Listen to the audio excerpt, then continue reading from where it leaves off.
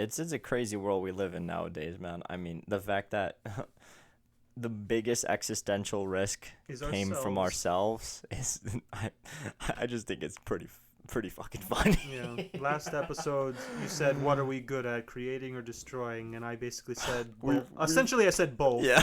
We create our destruction. That's Dude, what we do. you remember when I told you when I offered this idea of us, let's just make our podcast a one extremely long, never-ending story, This can and be it. this is like, when I think about it, I mean, a lot of the stuff that we talk about, they have intermixing ideas, you know, like they kind of lead into each other almost sometimes. So other times we just talk shop. But like for this thing, plays directly into the idea of like we have the ability to create something incredible, and we've managed to steer in a direction of destruction, and that's the way it's going without some kind of change to its underlying principles. But if it's AI run, you can't You do can't. anything You because it absolutely doesn't know. can't. The It artificial intelligence doesn't know right and wrong. It doesn't know truth or false. It doesn't know what's Yeah. a validated news source versus a fake news source. It can't. Yeah. It can't know. All It it has no does morality. all it does is it knows exactly It knows what's how popular. much you've been scrolling through your feed, and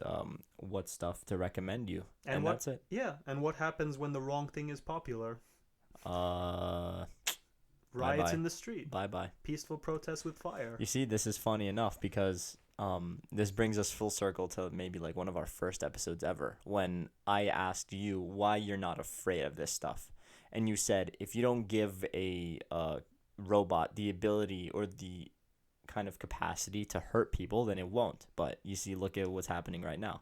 This is a direct contradiction to what you said. So if that is what I said, which I don't know because I'll need to re-listen, but Go back to like if that is the case, if that is the case, then let me rephrase it. The computer should not be allowed to make decisions for us. And Okay. in that case, if I did say it incorrectly, I apologize, Pete and viewers. That's okay. I'm messing with you. But so allow me to save my belief and rephrase it. This is what I meant. The artificial intelligence or a robot should not be allowed to make any sort of decision for you.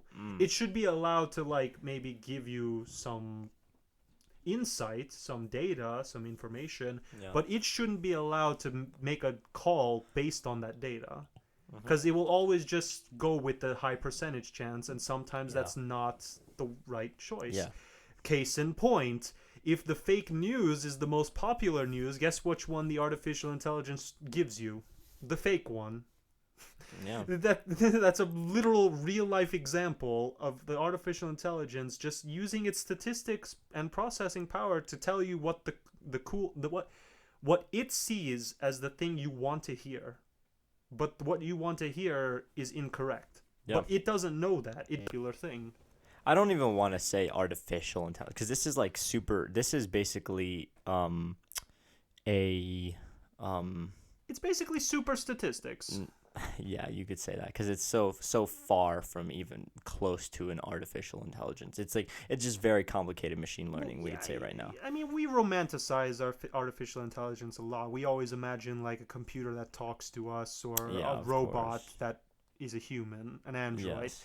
When in reality, at least as it stands now, maybe in 100 years we'll have cyborgs and cybernetic enhancements, but as it stands now, artificial intelligence is just taking a bunch of information and making something of it. Yeah, allowing a processor, or essentially a computer, to make decisions, which was like what you said. And I actually, without a doubt, couldn't agree more.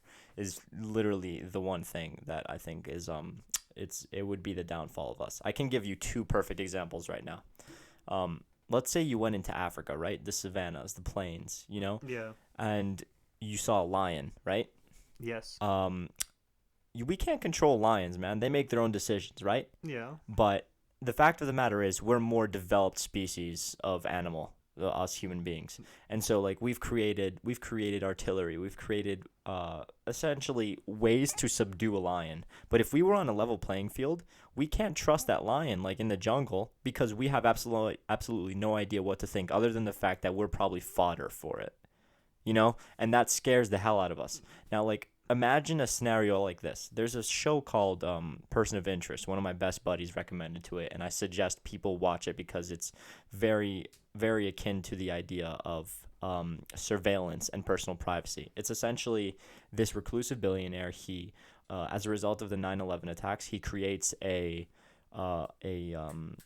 super intelligent program that basically spies on you every day of every minute, or every minute of every day, and its purpose was to be able to anticipate threats either to national security or to people. Now it was anticipating threats for everybody when the idea was to do only national security, and so it was sold to the government to do the high priority national security threats, and the guy that wrote the program made a back door so that he can quote unquote solve crime and stop crime with his ex CIA buddy. Was this Batman?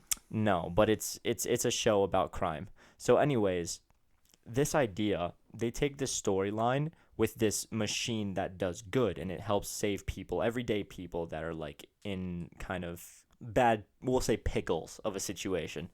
And eventually a very big antagonist of this machine, they call it literally the machine in the show, is another exact same or very similar version of it. It does surveillance and it can find you wherever you are, whenever you are. It even has past data, past video. It uses all the cameras in the street.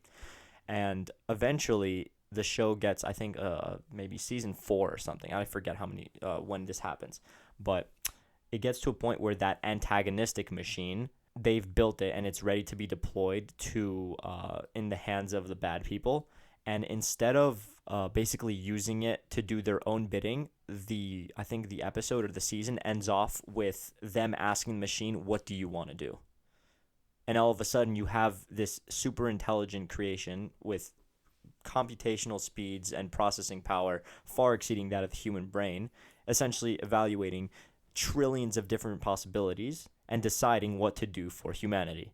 And the show inevitably ended up in chaos, and they're like both machines like had it out in a very kind of like interesting way, and the world almost ended. But that's the premise, right? If you give the ability to make these decisions for us, if you essentially relinquish your ability to kind of decide what is right and what is wrong for yourself, I mean, say bye-bye.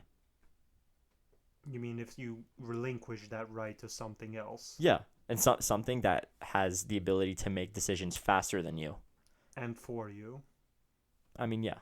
No, that's what I said. Like, in the... And that's what happened in that show. Yeah. It's and that's the ultimate crazy. fear. That's the ultimate fear. Is Yeah.